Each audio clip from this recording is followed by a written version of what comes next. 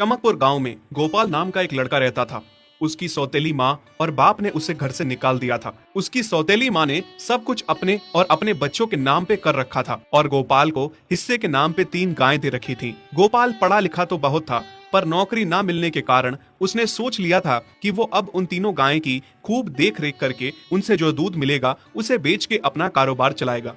अब मैं बिल्कुल अकेला हो गया हूँ। गौ माता, तुम तीनों के अलावा मेरा अब कोई भी नहीं है। बस मेरा घर चलाने के लिए तुम तीनों को मेरी मदद करनी होगी।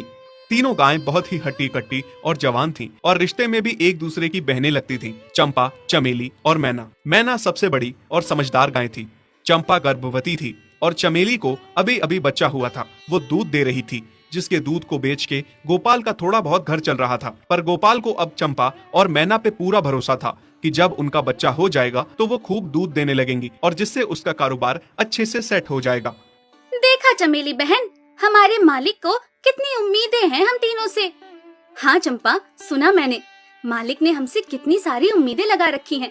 और उम्मीद रखे भी क्यों ना, कितना समय खर्च करते हैं मालिक हम पे और कितनी सेवा करते हैं हमारी, कितना खिलाते पिलाते हैं हमें। और फिर हम मालिक की उम्मीदों पे खरा ना उतरेंगी तो धिक्कार है हमारी जिंदगी पर। सही कह रही हो बहन तुम। चलो हम तो मालिक के लिए कुछ ना कुछ कर ही लेंगे। तुमने बच्चा दे दिया है, दूध भी दे रही हो, मैं भी गर्भवती हूँ।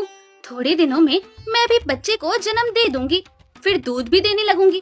लेकिन इस मैना दीदी को देखो, हम दोनों से बड़ी हैं, एक बार भी बच्चा ना दे पाई आज तक। क्या इसका फर्ज नहीं बनता मालिक के लिए कुछ?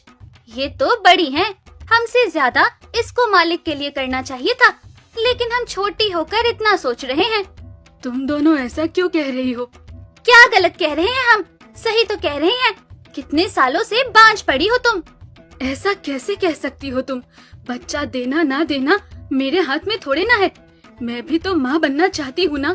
मैं भी चाहती हूँ कि दूध दूं और मालिक को मेरे दूध से कुछ फायदा हो। अरे तुम क्या बच्चा दोगी जो इतने सालों से नहीं दे पाई? तुम ये ख्वाब लेना बंद करो कि तुम बच्चा दोगी और तुम्हारे दूध से मालिक को कोई फायदा होगा। दोनों छोटी बहनें बड़ी बहन मैना की बेबसी का मजाक उड़ाती हैं और उस पे हंसती हैं। इस बात से मैना बहुत दुखी होती है और रोती है कि उसी की बहनें उसको दिलासा देने की बजाय उसे ताने मार रही हैं, उसका मजाक उड़ा रही हैं। फिर एक दिन गोपाल का पड़ोसी उससे कहता है, अरे गोपाल, तुम्हारी 2 गायें तो ठीक है, एक गाय का क्या है? उससे तुम्हें कोई फायदा नहीं है, बेच क्यों नहीं देते उसे? अरे नहीं नहीं भाई साहब, बेचना क्यों उसे? अभी बच्चा नहीं दे रही तो क्या पता कल वो बच्चा दे दे। कोई भी काम जल्दबाजी में नहीं करना चाहिए। अरे नहीं गोपाल, मेरे कहने का ये मतलब था कि तुम्हें अपना कारोबार जल्द खड़ा करने की जरूरत है, क्योंकि तुम्हारे घर वालों ने तुम्हारे साथ जो कुछ भी किया वो बहुत गलत था। अब तुम्हें जो भी करना है अकेले ही करना है। आगे शादी भी तो करनी है तुम्हें, उसके लिए भी खूब पैसा कमाना पड़ेगा। जब तुम्हारी सारी गायें दूध देंगी तभी तो कारोबार अच्छा चलेगा ना। हाँ, बात तो तुम सही कह रहे हो भाई। मेरी मानो तो तुम अपनी गायों को क्रॉस करवा के देख लो, शायद उससे बच्चा हो जाए। हाँ, ये सुझाव तुमने सही दिया, मैं कल ही ऐसा कर लेता हूँ। सुना तुमने मैना बहन मालिक की बातों को? कितना परेशान है मालिक तुम्हारी वजह से, पर तुम्हें तो कोई बात कह ही नहीं सकते। झट से बुरा जो मान जाती हो तुम। मैना ये सब सुन के बहुत दुखी होती है, पर करती भी क्या, उसके हाथ में कुछ नहीं था। गोपाल ने मैना को क्रॉस करवा के भी देखा, पर उसका भी कोई फायदा नहीं हुआ। गोपाल, जो सुझाव मैंने तुम्हें दिया था, क्या वो तुमने आजमाया? हाँ भाई, वो भी करके देख लिया, पर उसका भी कोई असर ना हुआ। ये गाय किसी काम की नहीं है गोपाल, मेरी मानो तो इसे बेच दो। मैं सोच रहा हूँ एक बार फिर से क्रॉस करवा के देखता हूँ, शायद कोई बात बन जाए। देख लो, पर मुझे नहीं लगता।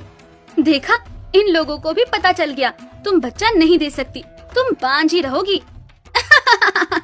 सही कह रही हो तुम दीदी, इतने जतन करने के बाद भी बच्चा नहीं हो रहा तो अब क्या होगा? गोपाल मैना को एक बार फिर से क्रॉस करवा लेता है। दोनों बहनें चंपा और चमेली मैना के बांझपन का मजाक उड़ाती हैं और उस पे खूब हंसती हैं। फिर एक दिन मैना चमेली के बच्चे के साथ खेल रही थी कि तभी चंपा देख लेती है। हाँ देख तो चमेली दीदी, ये मैना दीदी तेरे बच्चे के साथ क्या कर रही है? मुझे समझ में नहीं आ रहा, तू इस बांझ के साथ अपने बच्चे को कैसे छोड़ सकती है? जब मेरा बच्चा आ जाएगा मैं